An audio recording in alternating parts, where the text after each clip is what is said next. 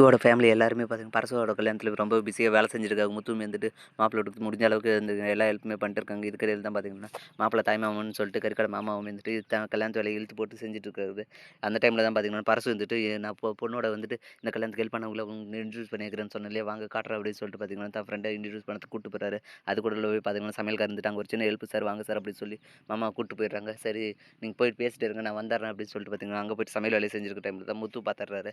பார்த்துட்டு உடனே பார்த்தீங்கன்னா, முத்து வந்துட்டு ரொம்ப ஷாக்கிங் ஆகுது. என்ன இவரு இங்க இருக்காரு அப்படி ஏதோன்னு சொல்லிட்டு பார்த்தீங்கன்னா, அண்ணாவ அப்பாவையும் பார்த்தீங்கன்னா, எல்லாருமே கூட்டு வந்து, "அங்க பாருப்பா யார் இருக்காங்கன்னு" சொல்லிட்டு கறிக்கடை மாமாவ காட்ட, அவங்கள அப்பவே வந்து பார்த்துட்டு ரொம்ப ஷாக்கிங் ஆகுறாங்க. உடனே அண்ணாமலை இருந்துட்டு போயிட்டு, "என்ன சம்மந்தி இங்க வந்திருக்கீங்க? நீங்க ரோஹினியோட மாமா தானே? என்ன இங்க எல்லாம் சுத்திட்டு இருக்கீங்க?" அப்படின்னு கேட்க, "இல்ல நான் அதுக்கு பார்த்த உடனே பார்த்தீங்கன்னா, பதறி போய், இல்ல நாங்க இந்த மாப்பிள்ளையோட ஃப்ரெண்ட் வந்து எனக்கு சொந்தம். அதனால தான் நான் வந்திருக்கேன்." அப்படின்ற மாரி சொல்லிடுறாங்க.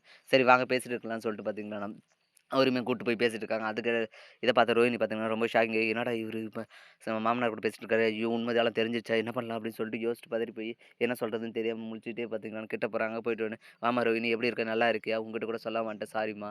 இங்க ஒரு சின்ன வேலையா வந்தேன். அப்படியே என் ஃப்ரெண்டோட கல்யாணத்த பார்த்துட்டு போலான்னு சொல்லி வந்திருக்கேன்ம்மா." அப்படின்னு சொல்லி பார்த்தீங்கன்னா, சமாளிக்க இத சுதாரிச்சுட்டா. ரோஹினியுமே பார்த்தீங்கன்னா, "சரி மாமா நல்லா கல்யாணத்த என்ஜாய் பண்ணுங்க." அப்படின்னு சொல்லிட்டு பேசிட்டு போயிடுறாங்க. "இப்படியே ஒண்ணு சமாளிச்சுட்டோம்பா." அப்படின்னு சொல்லிட்டு பார்த்தீங்கன்னா கல்யாணமும் நல்லபடியா முடிஞ்சது. மறுநாள் காலைல பார்த்தீங்கன்னா, முத்து வந்துட்டு தன் ஃப்ரெண்ட வந்துட்டு வீட்டுக்கு வாடா சாப்பிட்டு போவோன்னு சொல்லிட்டு கூட்டு போறாரு. வீட்டுக்கு போயிட்டு சாப்பாடு சாப்பிட்டுருக்க டைம்ல தான் பார்த்தீங்கன்னா, மனோஜ் வந்துட்டு, "ஏன் நான் என்னாத்துக்கு வெயிட் பண்ணணும்? எனக்கு வயிறு பசிக்குது" அப்படின்னு சொல்லி டைனிங் டேபிள்ல வந்து சாப்பிட உட்கார்றாரு. முத்துவுமே தடுத்து, "டேய் ஒரு 5 நிமிஷம்டா அவங்க சாப்பிட்டு இருக்காங்க. சாப்பிட்டு முடிச்சதுக்கப்புறம் சாப்பிட விடு" அப்படின்னு சொல்ல, சரின்னு சொல்லிட்டு பார்த்தீங்கன்னா, மனோஜ் கொஞ்ச நேரம் உள்ள போயிடுறாரு. அவங்க ஃப்ரெண்டுமே சாப்பிட்டு இருக்க டைம்ல பார்த்தீங்கன்னா, பசி பொறுக்காது மனோஜ் பார்த்தீங்கன்னா, "என் வீட்ல நான் காத்துட்டு இருக்கணுமா? நான் யாருக்காகவும் காத்துட்டு இருக்க முடியாது.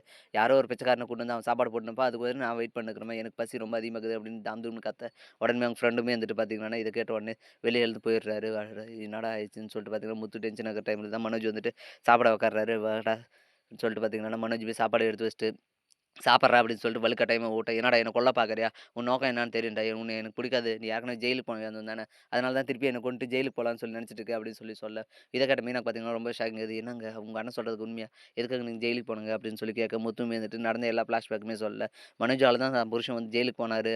இருந்தாலுமே பார்த்தீங்கன்னா, மனோஜுக்காக பெருந்தன்மையா அவரு என்னென்ன ஹெல்ப் வேணுமோ எல்லாமே பண்றாரு. ஆனா அத புரிஞ்சுக்காத அவங்க அண்ணன் பார்த்தீங்கன்னா, அதவே குத்தி குத்தி காட்டுறாரு.